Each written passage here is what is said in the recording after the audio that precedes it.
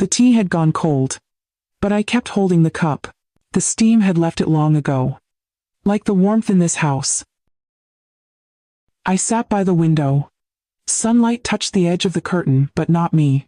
From the kitchen I heard Stephanie's voice. "If your mother keeps staying here, we'll never have our own space." She spoke like I wasn't home. Like I wasn't anyone.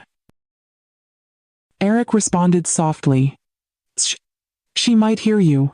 Then came the words that stayed. "She has nowhere else to go, remember." They thought I didn't hear. Or maybe they didn't care if I did. I looked down at the scarf in my lap. Green. Half finished. A gift I was knitting for no one in particular. I folded it. Carefully. I didn't cry. I didn't say a word. I rose, walked to the sink and poured the cold tea away. The house smelled like rosemary chicken. I had roasted it for dinner. No one said thank you. Later that night I opened the bottom drawer of my cabinet. Inside a savings book, an old envelope with our home's deed, a small photo of Eric at age 7. And the silence was louder than the drawer closing. The next morning, I swept the porch. No one noticed. I watered the plants. No one spoke. I was moving through the house, but I had disappeared. I stood in the hallway, listening to their laughter from the back room. They were planning a trip. Somewhere sunny. Without me. I had become the wallpaper. Quiet, aged, and ignored. And maybe that was what hurt most. Not the words, but the ease with which they said them while I was still in the room. If they could speak like I wasn't there, would they even notice when I finally wasn't? There was a time when this house felt full of life. Not loud but full. Morning coffee with Eric in the kitchen. He used to hum. Always off key. Back then, Stephanie would visit on Sundays. She'd bring lemon bars from the bakery and ask for my soup recipes. I remember her laugh. It used to feel real. Before the wedding, things shifted slowly, like paint cracking in a quiet room. After I sold my old place to help them pay off their debt, Eric insisted I stay with them. He said, "This is your home too, Mom." I believed him. The first few months we had dinners together. Stephanie and I even watched a show or two. She taught me how to use her air fryer. I showed her how to knit a straight row. It was never warm, but it wasn't cold.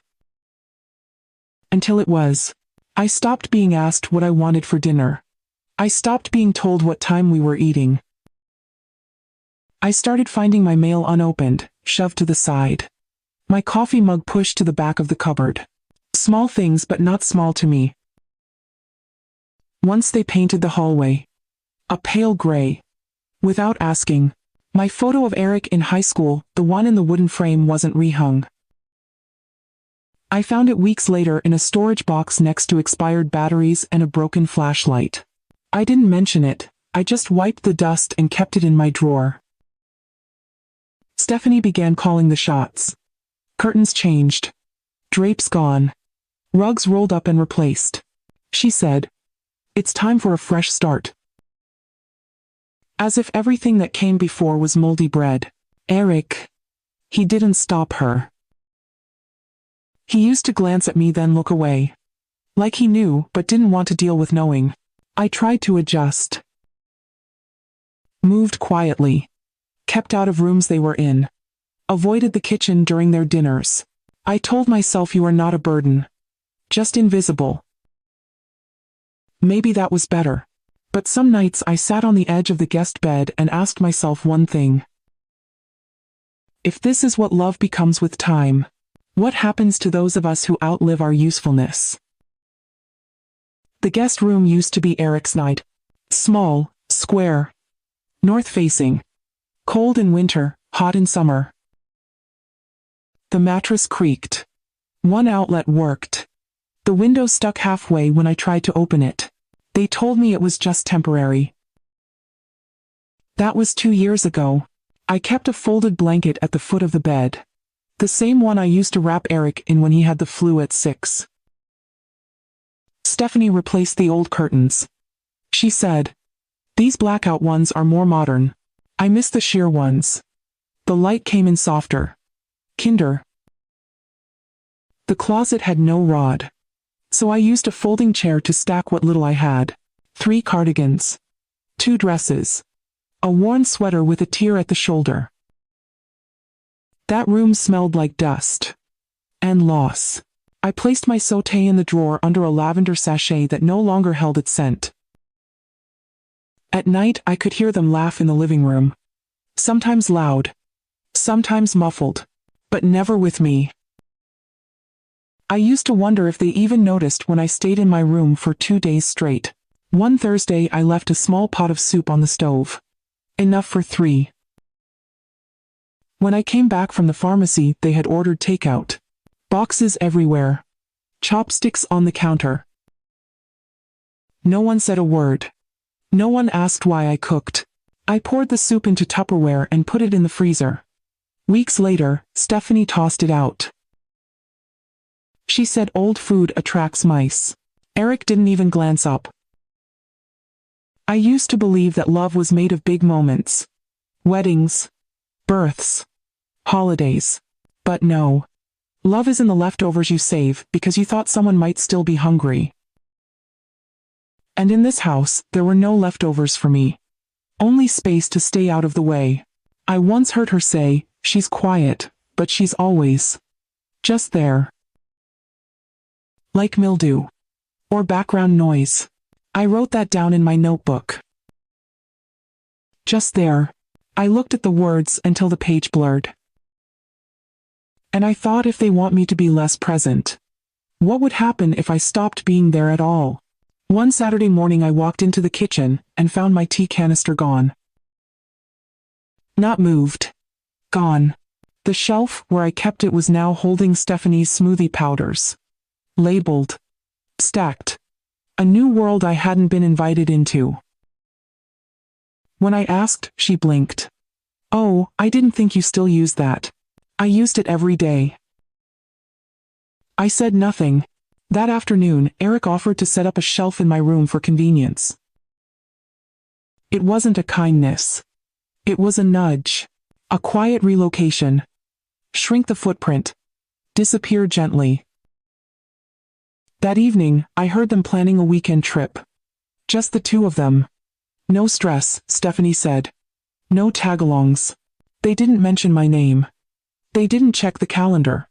They didn't ask if I had plans. As if I ever did. I walked out to the porch. The wind was light. A few dried leaves scattered across the steps. I swept slowly, letting the rhythm settle me. From the living room, the music changed. Laughter.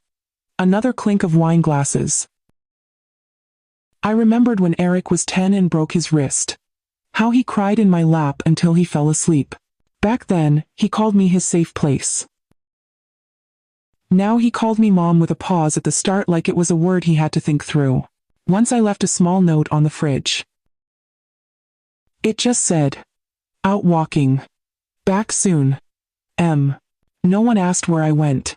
No one noticed I was gone for 4 hours. I sat in the library reading poems from a dusty shelf, letting someone else's words fill the space where mine had gone quiet. When I returned, they were watching television. No greeting. No glance. Stephanie turned the volume up. Eric shifted but didn't speak. That night, I laid in bed, staring at the ceiling, the fan turning slowly overhead. And I asked myself a question I hadn't dared before. What if leaving wasn't an escape? What if it was a return? A return to being whole, to being heard, even if only by the silence itself. The first thing they moved was the chair. My reading chair. Soft beige. A little sun-faded at the arms.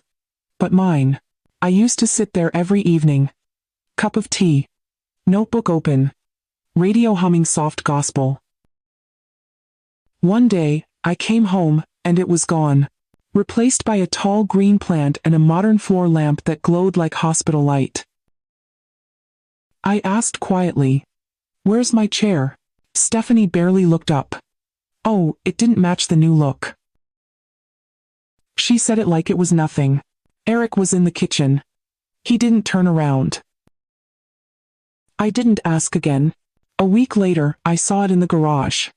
Covered in a tarp.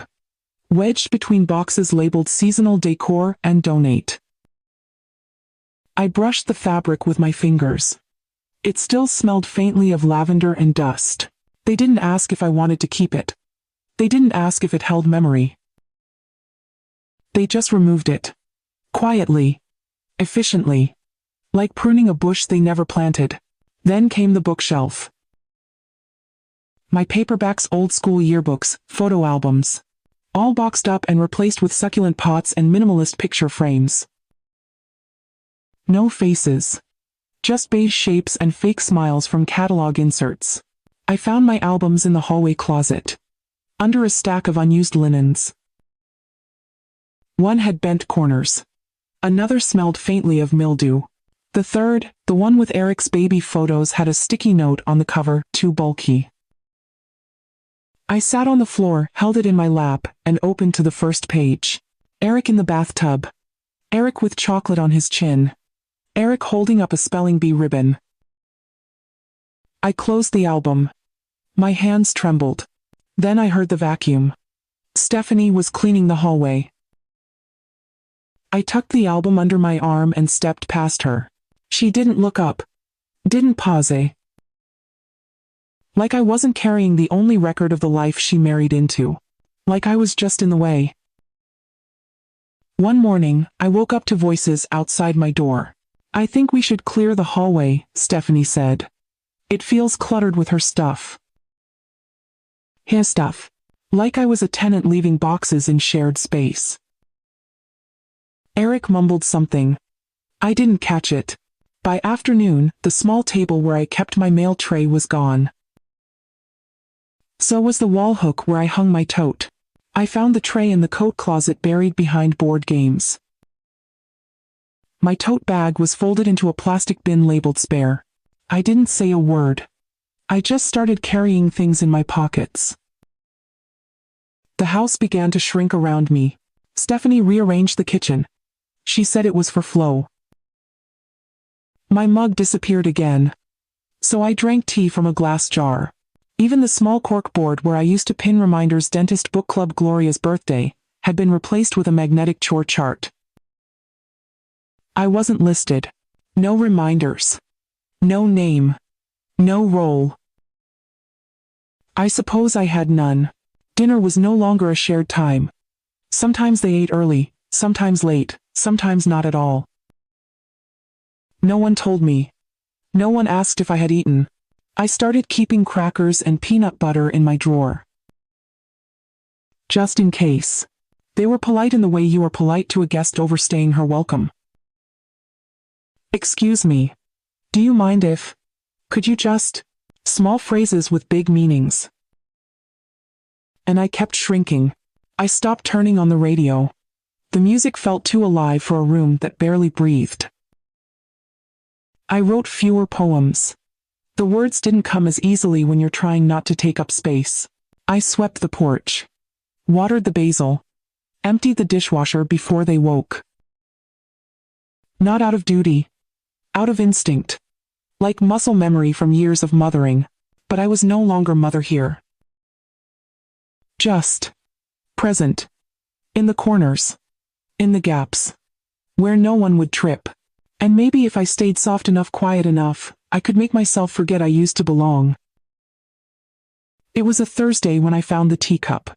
Not on the shelf. Not in the sink. Not in the dishwasher. In the trash. Cracked. Stained. Still warm at the rim. I had used it that morning. Just once. It was my favorite. Blue and white porcelain. A chip at the base from when Eric was 3 and knocked it off the table. I kept it because of the chip. Because it carried history. Stephanie said I didn't think it mattered. I stared at her. Then at Eric. He rubbed the back of his neck. Didn't speak. I pulled the cup from the trash and set it in the sink. I didn't wash it. I just couldn't. Something broke that day. Not the cup. Me. That night I sat on the porch long after they'd gone to bed. The wind carried a chill. The sky was flat with clouds. Even the stars seemed to have stepped back. I remembered the day Eric gave me that cup. Mother's Day. He was in middle school. He saved up from mowing lawns. He picked it because it looked fancy. I held it like a treasure for over 20 years. And now it was trash. I thought of all the things they had removed. My chair. My books. My shelf. My voice. One by one unhooked from the house like Christmas lights in January. And no one asked if I still glowed. I sat in the dark until the cold settled into my sleeves. I didn't cry. I just rocked slowly like the porch knew how to hold me better than the people inside. And for the first time the thought came gently like a breeze through old lace curtains. You do not have to stay where you are being erased. Even history deserves a witness. Even quiet people deserve a door of their own. I used to keep the deed in a blue folder, tucked inside the desk drawer beneath my poetry notebook and a pressed sprig of lavender. It was the last thing I saved when I moved here, 12 years ago. Back then Eric had just lost his job. Stephanie was pregnant. They were behind on rent. Panicked. Fraying. I remember the night I offered to help.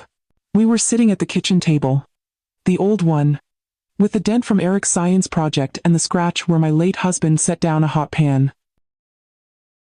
I held their hands. They trembled. I'll sell the old house, I said. We can pay off your debts and start fresh. They cried. Held my hands like I was salvation. Eric said, we'll never forget this, Mom. Stephanie nodded. She called me family. She meant it then. I believed her. But memory is slippery. Convenient. Sharp on one side, missing on the other. 2 weeks ago I passed by the dining table. They didn't see me. Stephanie was going over documents. Invoices, applications, something in a manila envelope. Eric whispered. Do we need to include her on this form? Stephanie shook her head. She's not on anything anymore. You transferred it years ago, remember? My heart stopped. The rest of me kept walking. Like I hadn't heard it. Transferred. I remembered signing some paperwork when we refinanced. Eric said it was for insurance. Just routine, he said. It's still yours. He told me it was safer if the house was under his name. Cleaner legally. Cleaner. That word echoed like bleach in a wound. Stinging. Cold, necessary perhaps. But only for those who didn't feel the burn. Later that night, I opened the drawer. The blue folder was still there. Still smelled faintly of old paper and lavender that had lost its scent. But the page inside was different. It was a copy, and at the bottom only Eric's name. No co-owner. No Margaret Elkins. Just like that, I was a guest in the home I paid for. I sat in the dark kitchen. The hum of the refrigerator was the only sound. Even the clock on the wall seemed to tick more slowly. Like it didn't want to witness this either. I was too tired to be angry. Too familiar with disappointment to be shocked. It wasn't betrayal that broke me. It was the way it was wrapped in quiet paperwork and the sound of my own name missing from the page. What do you do when the people you saved rewrite the story without your name? You turn the page.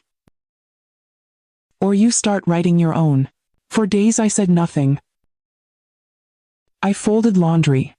I wiped the counters. I poured tea into the chipped cup I refused to throw away. The house looked the same. But I didn't.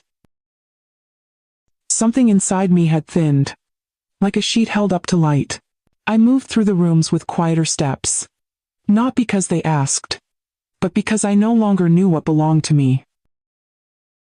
Not even the floorboards, though, I paid for them. Not even the walls, though I scrubbed every inch after Stephanie painted them cool neutral. I used to know every creak in this house. Every loose hinge, every drafty window. Now they felt like secrets I had no right to recall.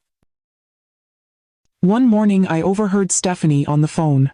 Yes, it's in Eric's name. No other dependents. No liabilities. Her voice was clean, professional, practiced, like I was never part of the equation, like I was never part of the cost. I stepped back into my room and closed the door like a whisper. I stared at the photo on my dresser, me, Eric, and his father taken the day we signed for the original house. Our smiles still fresh with hope. My hair still dark. My grip on Eric's shoulder still firm. That house is gone. Sold. So is the trust that paid for this one. I pressed my hand to the glass. Felt nothing. Glass doesn't give warmth. Only reflection. Later that night I found a document in my drawer. A copy of the original deed from before the transfer. My name was there. Margaret Elkins. Black ink. Firm signature. I traced the curve of my own handwriting like someone trying to remember how they used to speak. I had once been the foundation. The keystone. And now I was furniture. Useful. Silent. Moved around without consent. I folded the paper and placed it beneath my pillow. No one knew. No one asked. They never came into my room. Not because they respected my space, but because they forgot it was mine. And maybe that was the final erasure. When the people you raised no longer see you as a person with anything left to lose. It's strange how a home can reject you without a single slammed door. There were no arguments. No shouting. No ultimatums. Just soft rearrangements. Names removed quietly. Rooms redrawn without ink. One Sunday, I walked into the kitchen and found a new folder on the counter. Bright white. Clean edges. Real estate brochures. Stephanie stood over them circling listings with a gold pen. Eric leaned against the sink, arms crossed. They didn't see me at first. 3 bedrooms feels excessive now, Stephanie said. Especially with her getting older. Downsizing might make more sense. He stood still. Her. Older. Downsizing. Eric nodded. Yeah. Something with less maintenance. Still, neither of them looked toward the hallway where my shadow had started to vanish. I stepped back. Slow. Deliberate. My hand brushed the edge of the fridge where a single magnet still held a grocery list I wrote last year. I left it there as proof. Proof I once contributed. That night I lay awake, tracing the ceiling with tired eyes. What would happen if they sold the house? Would I be informed? Consulted? Considered? Or would I come home one day to a for sale sign and a quiet explanation that it's for the best? I pulled the deed copy from under my pillow. Held it like scripture. A version of truth no longer recognized by the world outside that room. I thought of all the words I hadn't said. Not because I lacked them, but because I knew they would fall into ears already turned away. I wasn't waiting to be thrown out. Not anymore. I had already been removed. Not with force, but with paperwork. And preference. With sighs. And silences. And the absence of my name in conversations that concern my life. There is a pain in knowing the locks still turn with your old key. But the house no longer opens to your presence. And the people inside no longer care how it was built or by whom. I folded the paper again. Smoother this time. Like something ready to be put away. And in the stillness, I whispered to myself. It is one thing to be left out of the will. It is another to be erased while still alive. The Sunday, after the brochures, I stayed in my room. I didn't open the blinds. I didn't make tea. I didn't sweep the porch. I just sat. The chair by the window creaked as I shifted. But otherwise, silence. No one knocked. No one called my name. No footsteps paused outside my door. Stephanie baked something. Apple, I think. The smell drifted in like a stranger. Polite. Uninvited. There was once a time when she'd call me in to taste the filling. Ask if it needed more cinnamon. Laugh when I added too much. Now I wasn't even asked if I had eaten. Around noon I heard Eric on the phone. I don't think she'll mind. She mostly stays in her room anyway. The floor shifted beneath me. Not physically. Not in wood or tile. But in meaning. She. Her. I. No longer, Mom. No longer she cooked or she helped. Just she stays. Not in tone. Not in function. Just a fixture. An absence that took up space. I stood slowly. Walked to my drawer. Opened it. Inside was my scarf. Still unfinished. Still green. Still waiting for hands that had not felt purposeful in weeks. The yarn felt colder now. Stiffer. Like something that had waited too long to be chosen again. I used to believe that if you stayed soft, stayed useful, you'd never be unloved. But softness fades. Usefulness expires. And some people love you only until the debt is cleared. I sat back down. Folded the scarf again. My fingers paused on the yarn's edge. There were loose threads. Little frays. Not unlike myself. I once taught Eric how to sew on a button. He was 8. Lost it from his favorite flannel. He cried until I fixed it. Then hugged me so tight I thought I'd break. Now he fixed things with silence. And when something no longer worked, he simply replaced it. I wondered what version of me he kept in his memory. Was it the mother who stayed up late, baking cupcakes for school, the woman who cleaned houses to keep the lights on, or the woman who sold her home so he could keep his? Or was it this, the woman in the back room, he no longer invited to the table? Outside the wind rattled the chimes. They used to sound like laughter. Now they reminded me of bones. Thin. Hollow. Fragile. I closed my eyes. Counted backward from 10. Slower than usual. And in the quiet, a single thought came like breath through a cracked window. Maybe they weren't planning to push me out. Maybe they already had. And I just hadn't noticed the door closing behind me. That night, I couldn't sleep. The silence pressed against my chest like a second blanket, one I hadn't asked for. I stared at the ceiling, counting tiny shadows that danced under the ceiling fan. At 2:12 a.m. I rose. The hallway was dim. The soft hum of the refrigerator echoed through the stillness. I walked slowly to the living room. It used to hold laughter. Television nights. Card games on Friday.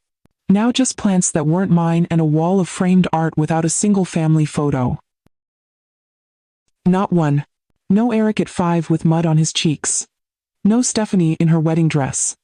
No me in the garden where I used to plant daffodils with bare hands and a sun hat. The memories had been packed away. Edited out. Replaced with symmetry. I sat on the edge of the couch. Careful not to wrinkle the cushions. The lamp near the bookshelf still had a faint crack from the day Eric ran into it chasing the dog. I had glued it back then. Tried to keep things whole. But you cannot glue silence. You cannot stitch your way into a conversation you were never meant to hear. I held my breath and let the room speak to me. It said nothing. It didn't need to. The absence had grown roots. They had learned to move around me. To schedule without me. To live as if I was already gone. I reached for the remote. Paused. Put it down. Even the television felt like trespassing. On my way back, I passed the kitchen. There was a list on the fridge. Stephanie's handwriting. Grocery items. Errands. At the bottom in a different pen someone had written extra eggs. For Margaret. I stared at it. The ink was faint. The letters unsure. Maybe Eric. Maybe guilt. I didn't know whether to cry or erase it. Instead, I placed my hand over it. Felt the cool metal beneath. No one had touched me in weeks. Not a hug. Not a hand on mine. That small line was the closest thing to recognition I had left. I stood there for a long time. Then turned off the light, and went back to a room that was never meant to be permanent. I lay in bed and whispered to no one. If I disappear slowly enough, will they even notice when I am finally gone? I thought about leaving a note. Just one line. No explanation. I was here. Would that be enough? Enough to pierce the stillness they wrapped around me like wallpaper. But then I pictured Eric finding it. He'd probably read it like a riddle. Then fold it, put it aside and forget. Stephanie might throw it out. Say it was passive-aggressive. Maybe it was. Or maybe it was the last thread of someone trying to be real, in a house where silence had more rights than she did. I remembered the family tree we once made construction paper glue names in shaky marker. Margaret. Wife. Mother. Root. Now I was a note in the margin. A footnote to a story they were writing without me. I blinked into the darkness. It did not blink back. Then I whispered more prayer than thought. If I leave, don't look for me in the drawers. Don't search the cupboards for signs I was here. You packed me away while I was still breathing. And that was the first goodbye you never noticed. The next morning I opened the drawer and took out the old savings book. It still had my name. Margaret Elkins. Written in blue ink by a teller who once called me ma'am with a kind smile. I ran my fingers along the edge. The corners were soft now. The pages curled. But it was still mine. I sat at the desk, sunlight warming the back of my neck. And I began to list what I still had. Not things. But quiet certainties. I could cook. I could write. I could still thread a needle without glasses. Most days. I had my health. Mostly. And my hands wrinkled, but steady. I looked around the room. Not much was mine. But the space around my breath still belonged to me. That thought was the first green shoot pushing up through hard winter soil. I did not smile. But something shifted. Just slightly. Later that day, I opened the yellow pages. Not to call anyone. Not yet. Just to look. To remind myself that outside this house there were still places I could enter without apology. My eyes rested on a name I didn't recognize. Silver Pines Residential, for independent seniors. There was a picture. A small patio. A woman with white hair watering a plant. Her sleeves rolled up. No one was behind her. No one hovered. She stood alone. But not lonely. I closed the book. Gently. And I sat very still. Not because I was afraid. But because hope arrives softly after too many hard nights. I didn't call that day. Not yet. But I placed the page between the folds of my notebook. And for the first time in months I made tea in my favorite chipped cup. I sipped it slowly. No one spoke to me. No one noticed. But I was noticing again. The taste of the bergamot. The weight of the mug. The way the steam rose, like something trying to return to the sky. I wrapped my shawl tighter and whispered, "You're still here. And you are not done yet." I looked again at the address on the page. Ashwood Lane. Just outside town. Past the library where I once read to children on rainy afternoons. I wondered if the trees there were beginning to bloom. If the garden smelled like rosemary or mint. I imagined walking that path. A basket in my hand. No one behind me reminding me to be quicker. Just bird song. And the sound of my own breath moving freely. I had not imagined myself elsewhere in so long.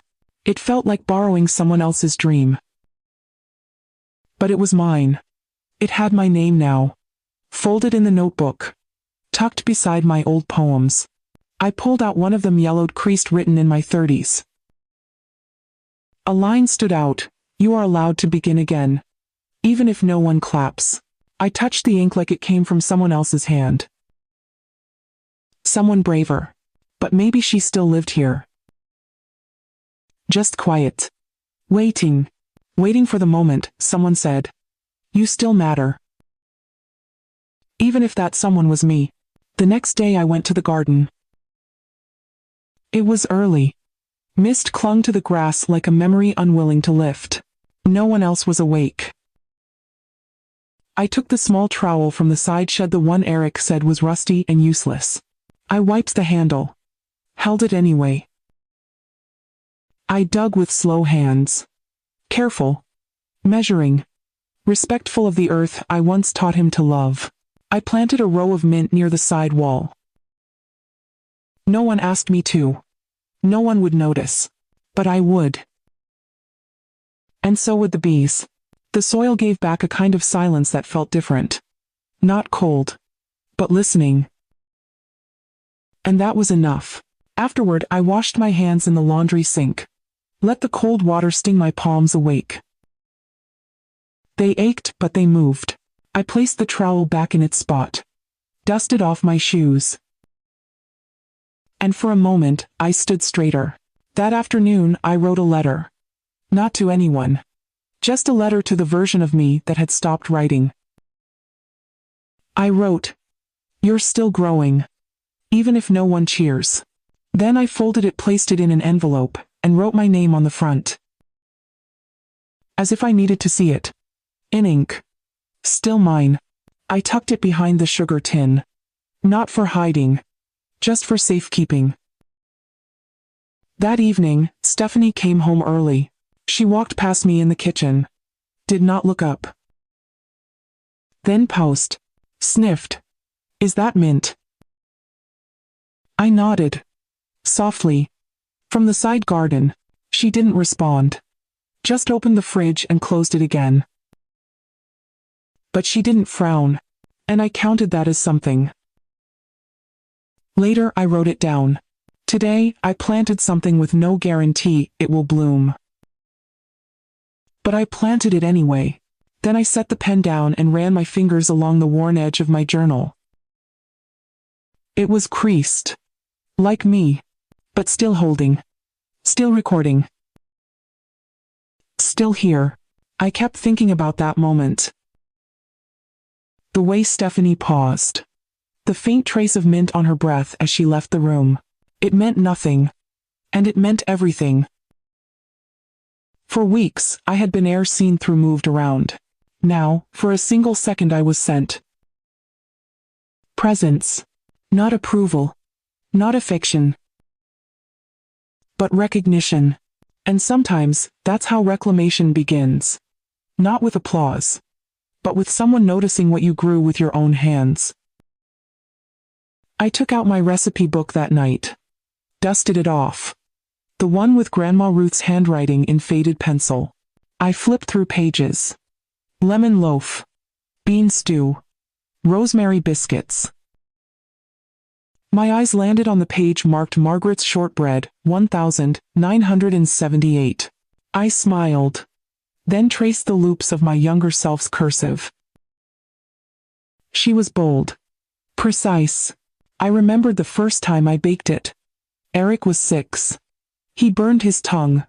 Then asked for more. That page felt like a passport. To something that had once made people feel warm and seen. And maybe, just maybe, it was time to bake again. Not for them. Not yet. But for me. That week I started waking earlier. Before Stephanie. Before Eric. Before the house stretched its bones. I needed the quiet to feel real. I began folding my clothes a little differently. Smoother. Tighter. Like they might need to fit in a bag soon. Not that I packed. Not yet. But I chose which dress I would take.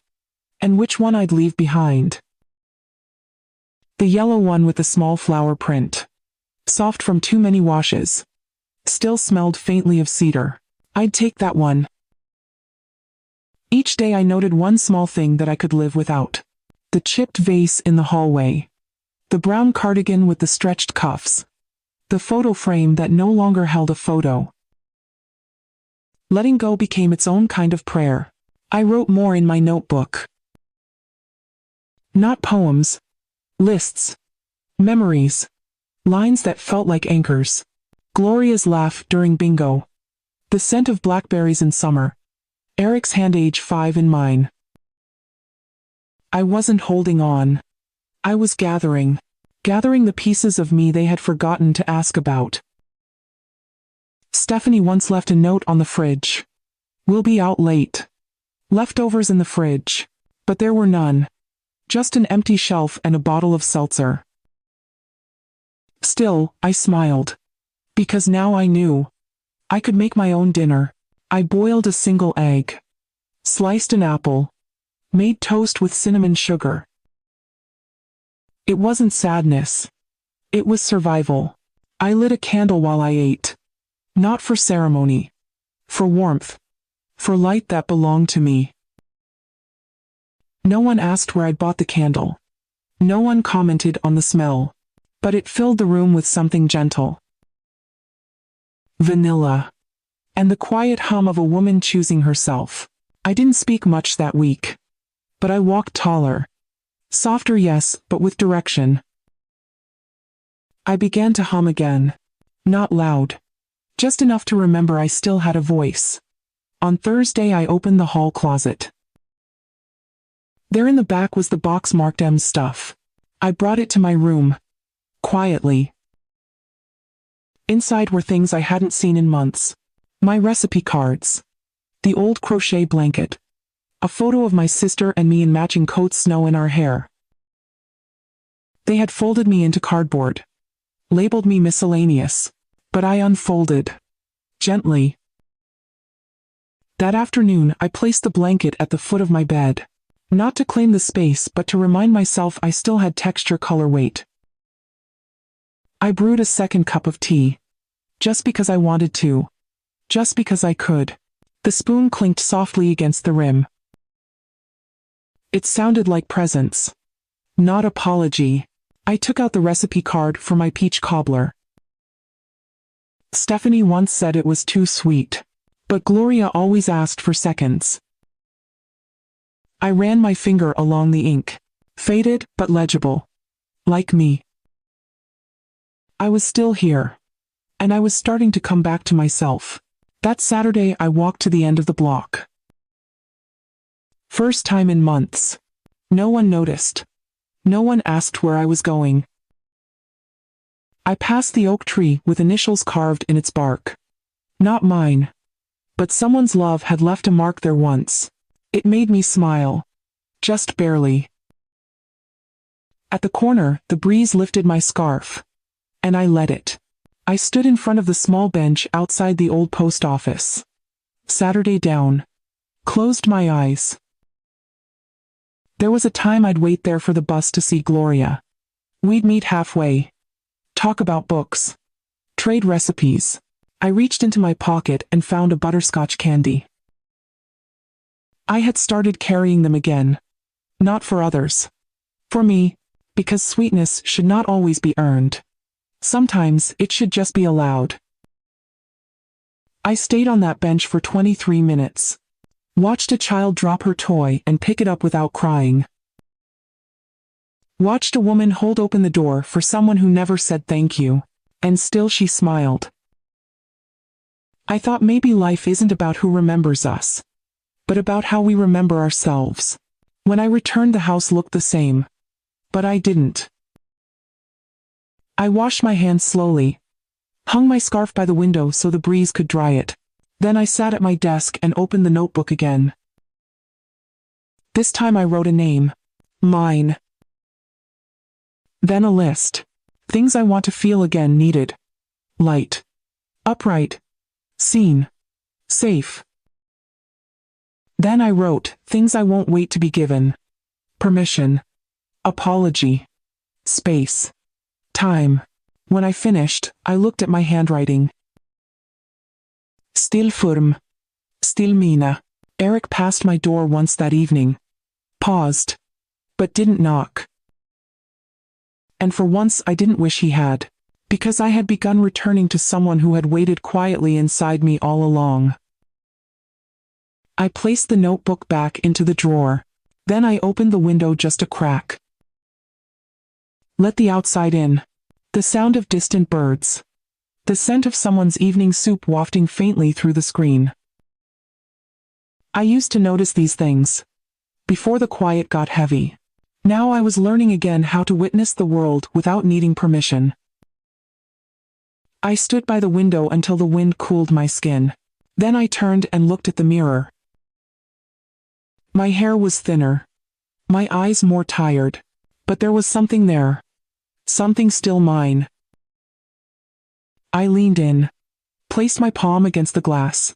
Not to admire. But to remember. You have not disappeared. They just stopped looking. And that is not the same. That night I turned down the bed carefully. No rush. No routine. Just one body choosing rest like it was an act of reclaiming. Before I closed my eyes, I whispered, "Tomorrow, I might call that number." Not because I have to, but because I can. On Monday morning, I took out a note card. Plain white. No lines. I wrote 5 words. In pen. Thank you for the space. Then I tucked it into a drawer. Not because I was ready, but because I was closer than the day before. I called Silver Pines at 10:12 a.m. The woman who answered had a kind voice. Not sugary. Not hurried.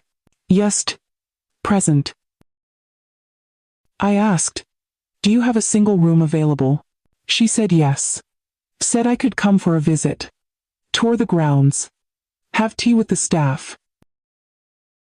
She didn't ask who was bringing me.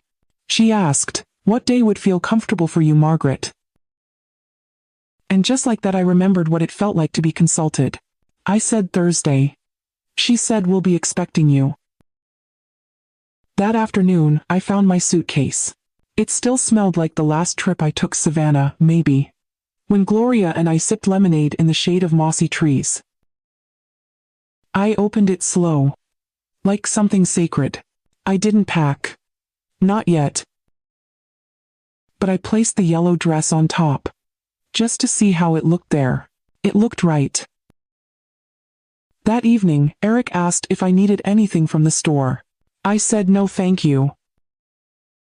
And smiled as I folded the peach cobbler recipe back into my notebook. He didn't ask what I was writing. He never did. But that night, he lingered. Half a second longer outside my door. It didn't matter. Because for the first time my exit wasn't about their reaction. It was about my return. To myself. To the woman who could leave without shouting. Without slamming anything. Just one door closed softly behind her. And one life quietly opening ahead. That night, I took out my scarf collection. Folded each one slowly. The blue one from my anniversary. The red one from church choir days. The cream one Gloria said made me look elegant. I chose just 2. One for comfort. One for memory. The rest I placed gently in the drawer by the window. Someone else might wear them someday. Or not. But I no longer needed to carry everything.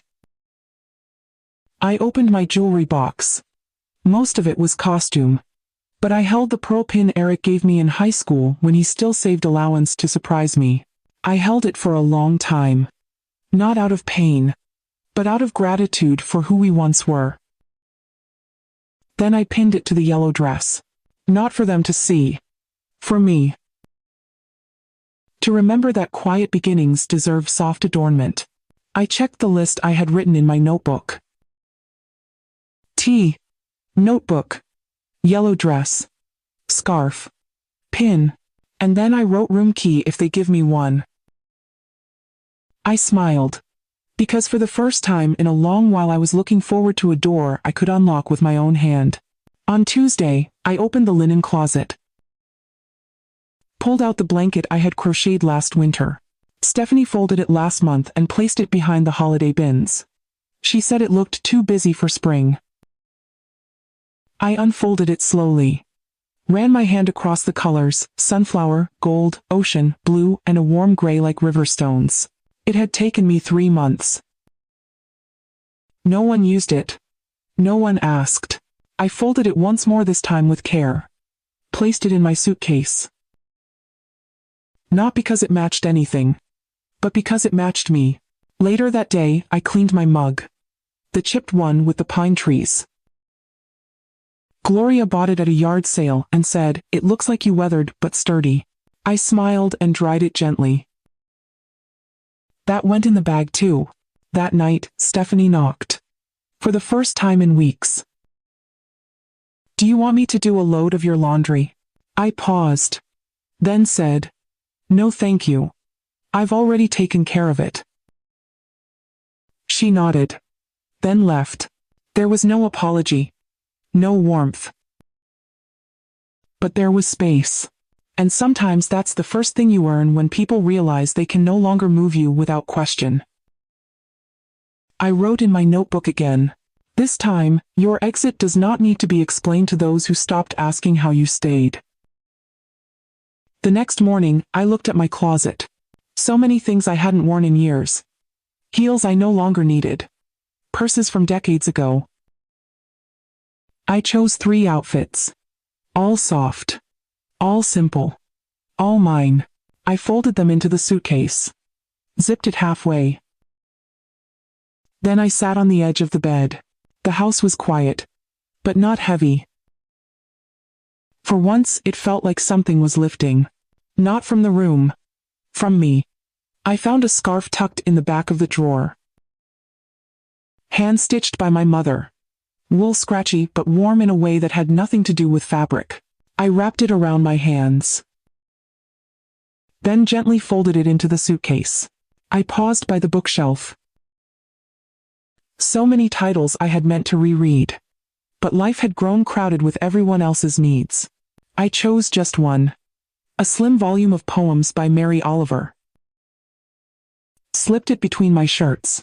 Because sometimes what you pack is not what you need to wear, but what you need to remember.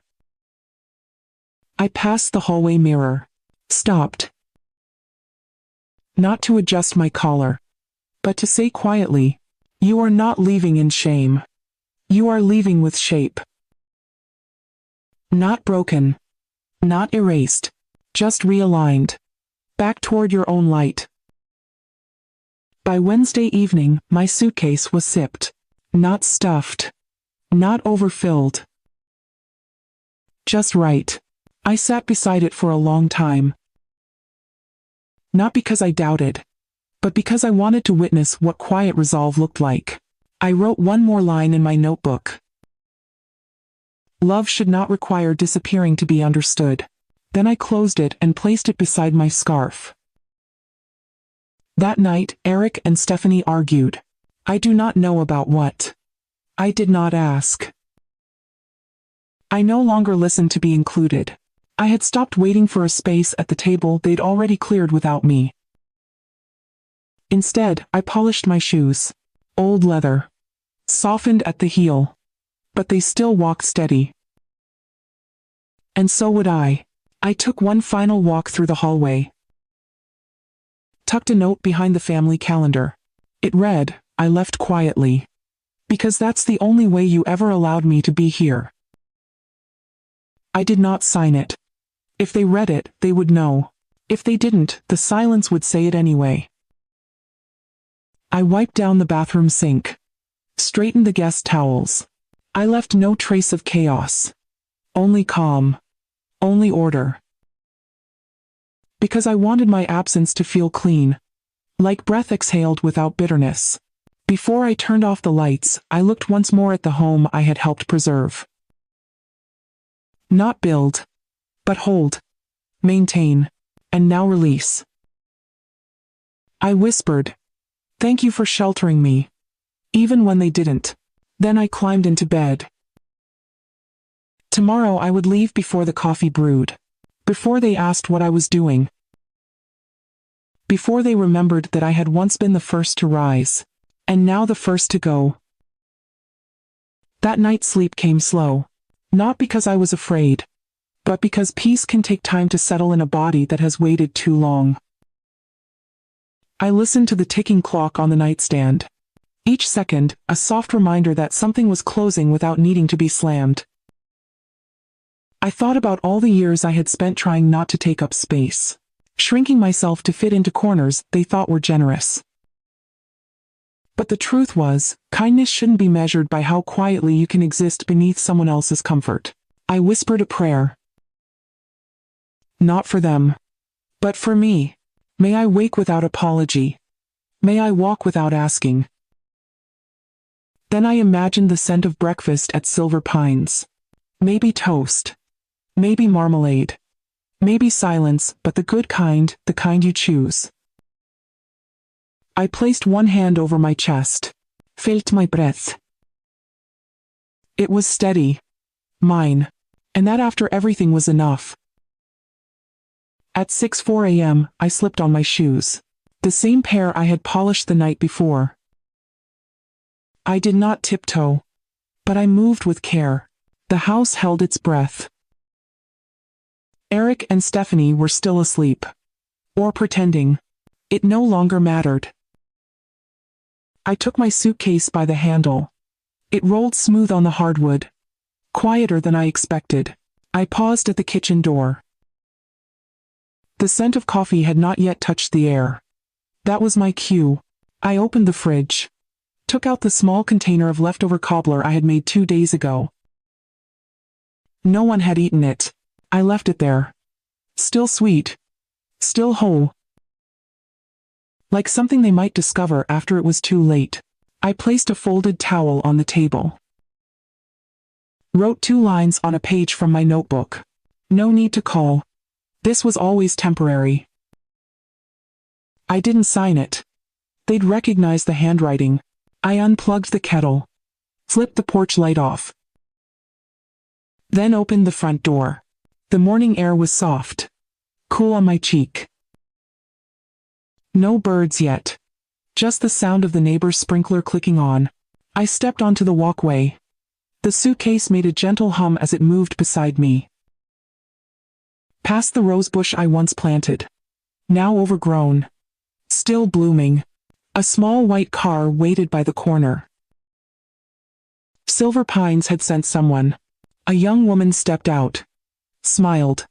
Opened the trunk. "Good morning, Margaret." She didn't ask why I was alone. She only asked ready. I nodded, not because I had no doubts, but because I had chosen. She closed the trunk with one soft click. I climbed in. And as we drove away, I looked straight ahead. Not once did I check the mirror. The car moved slowly through familiar streets. Past the bakery where I once bought Eric his first birthday cake. Past the park where he learned to ride a bike and never looked back. I thought I might cry. But I didn't. I watched the houses blur. Brick wood painted fences. Lives behind curtains. None of them mine. Not anymore. The driver hummed. A soft tune. Unfamiliar.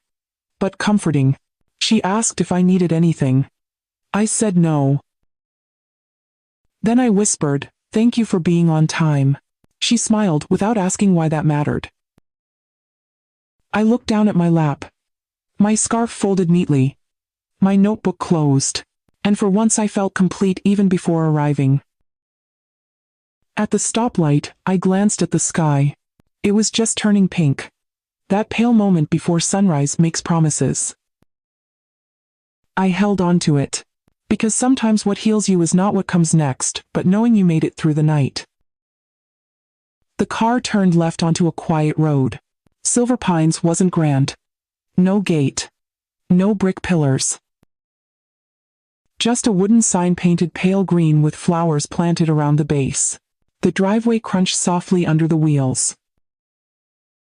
Ahead, a small white porch with 2 rocking chairs and a pot of marigolds. Someone was sweeping the step. An older woman, hair pinned back, wearing a cardigan even though the morning was warm.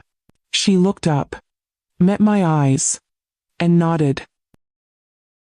Not like a welcome, like a recognition. The driver opened my door, helped me out without fuss. "Take your time," she said. So I did. I stood still on the gravel and let the sun warm my face. No one hurried me. I walked up the path slowly, my suitcase behind me, wheels clicking in rhythm with my breath. At the top of the steps, the woman held the door open. "Margaret." I nodded. She smiled. "Your room is ready. Tea's still hot. We made cinnamon muffins." I wanted to cry, but my hands stayed calm. My feet stayed steady. The hallway smelled like lemon polish and something baking. Soft jazz played low from a corner speaker. No one stared. No one asked why I had come alone. She led me to a small room with a window and a bedspread the color of sand.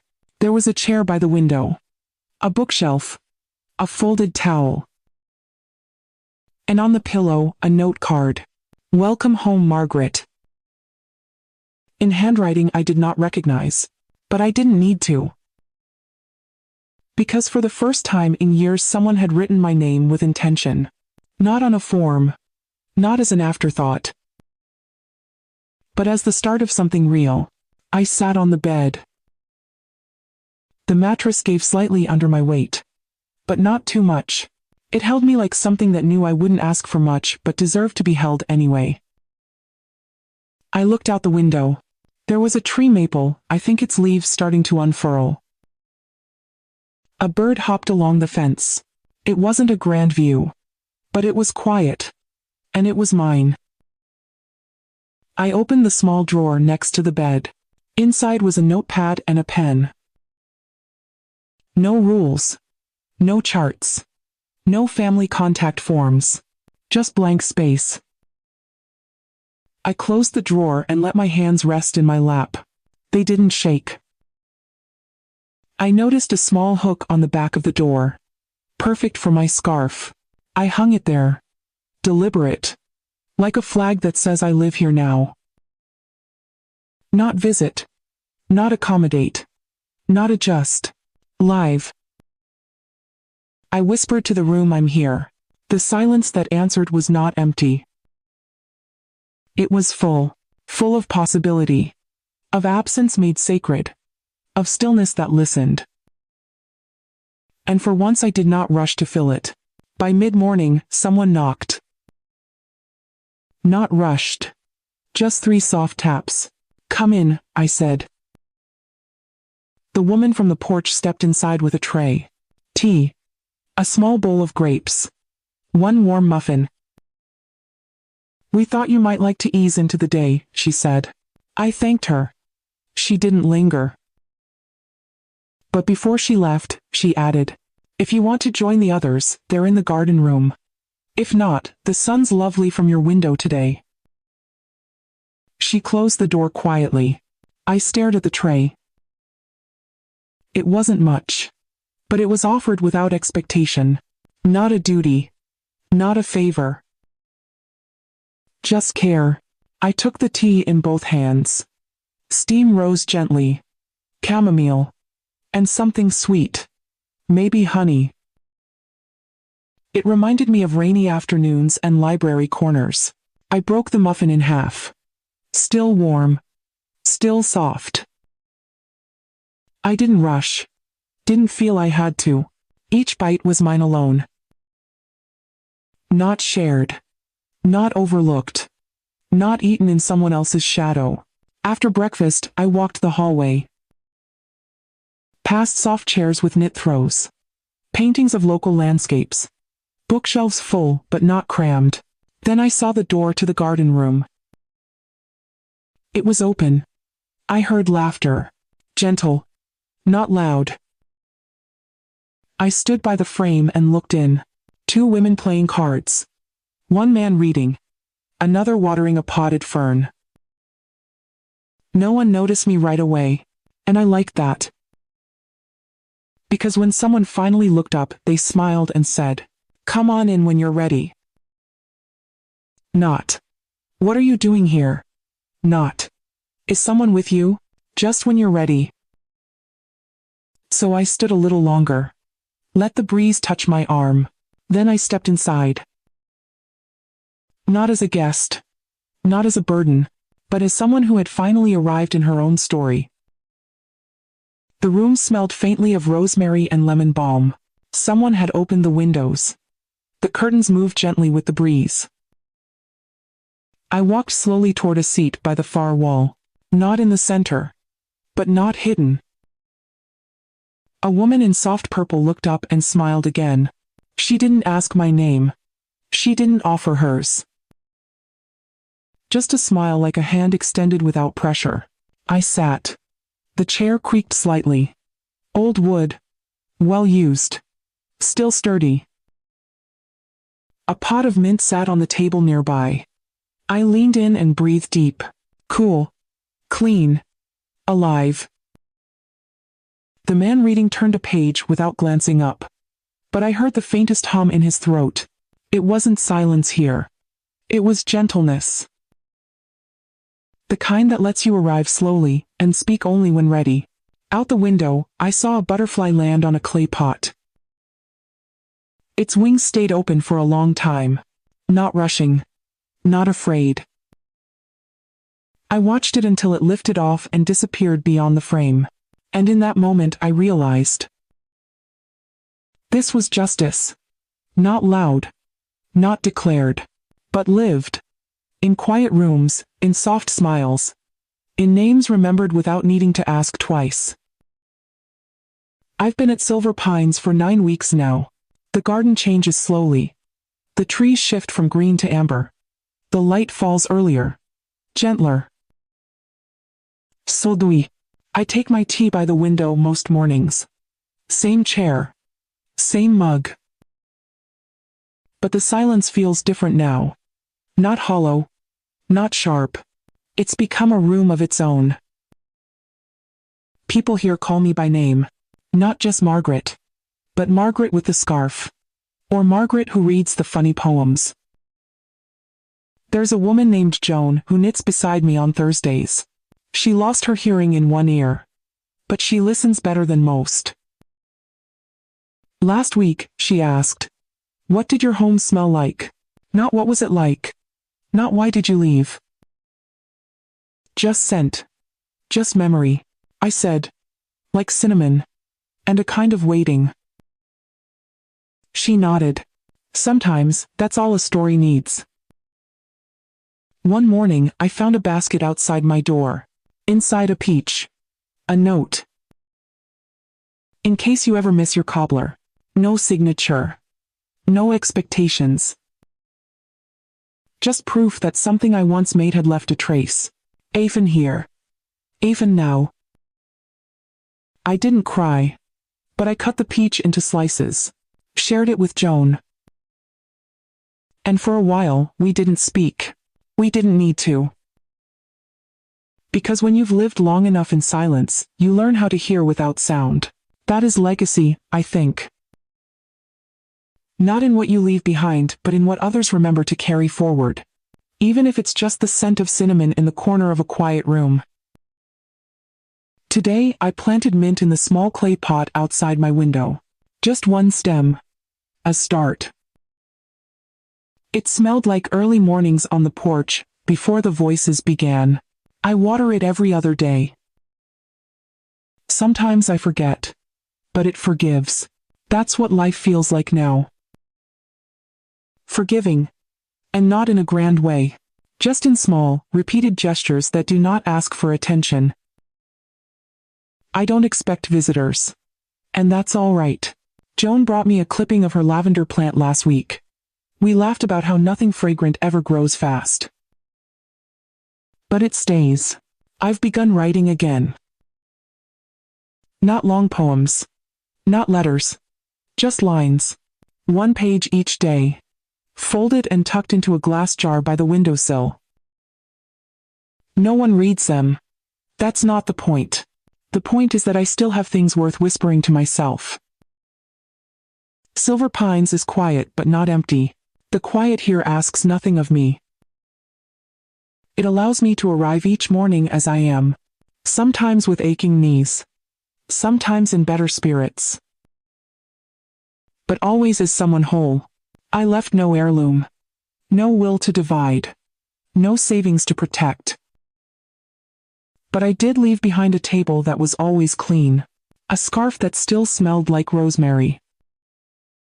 And a silence they might one day miss. And that is enough.